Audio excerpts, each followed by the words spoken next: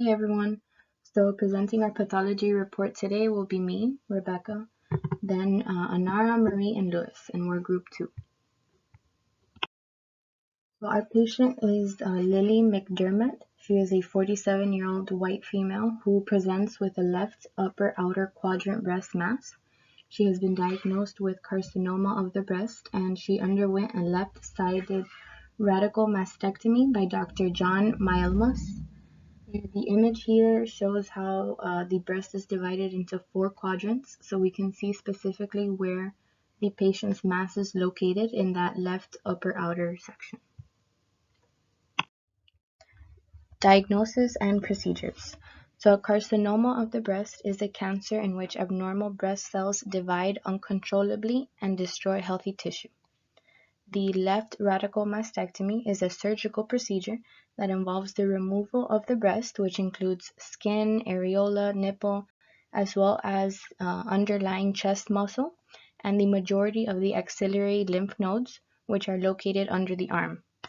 So the picture here lets us get a better idea of how much is actually removed in this procedure and how deep it goes.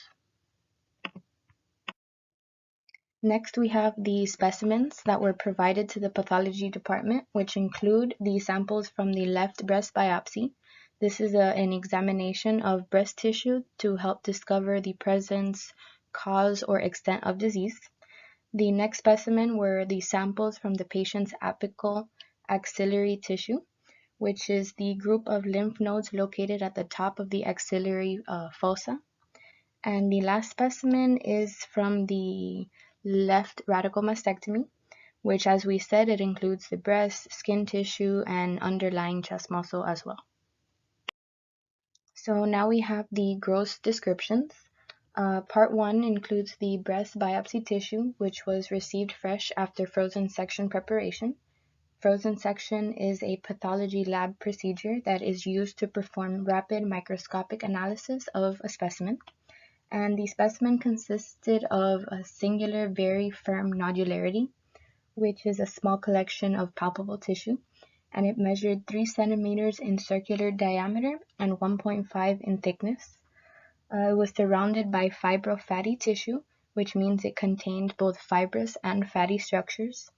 And on the section, a pale gray, slightly mottled appearance was revealed. This means that there were patterns of irregular marks or different color marks seen on the specimen, and the sections were submitted for permanent processing. The part 2 of the gross description included the apical left axillary tissue, which was also received fresh.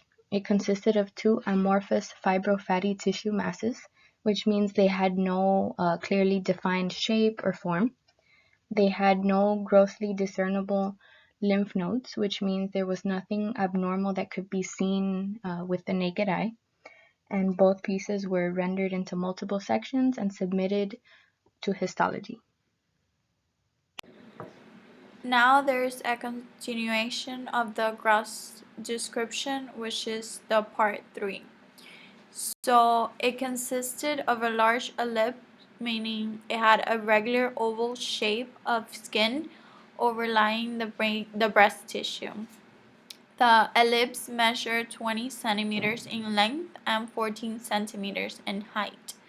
A freshly sutured incision, meaning a surgical cut that has been stitched up recently, ended 3 centimeters directly lateral from the areola, which corresponded to the closure for removal of part 1. Abundant amount of fibrofatty connective tissue, meaning that it had both fibrous and fatty structures, surrounded the entire breast, and the deep aspect included an 8 centimeter length of pectoralis minor, which is the muscle that is shaped like a thin triangle located underneath the pectoralis major, and a generous mass of overlying pectoralis major muscle, which is the large muscle found in the upper chest, located from the shoulder to the breastbone. Incision from the deepest aspect of the specimen beneath the tumor mass revealed tumor extension grossly. meaning able to be seen with the naked eye, to within zero point 0.5 centimeters of muscles. The sections are submitted according to the following code. The first one is DE, meaning Deep Surgical Research Margins, following SU, LA, INF, and ME, meaning Full Thickness Radial respectively, and ending with NI, which means nipple and subjacent tissue, lymph nodes sected free from axillary fibrofatty tissue from levels 1, 2, and 3 will be labeled accordingly.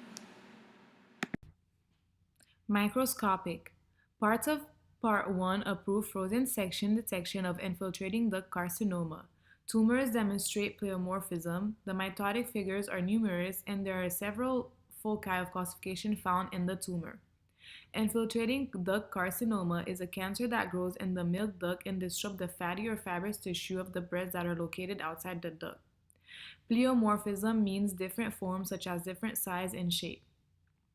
Part 2 is made up of fibrofatty tissue and one very small lymph node that is disease-free.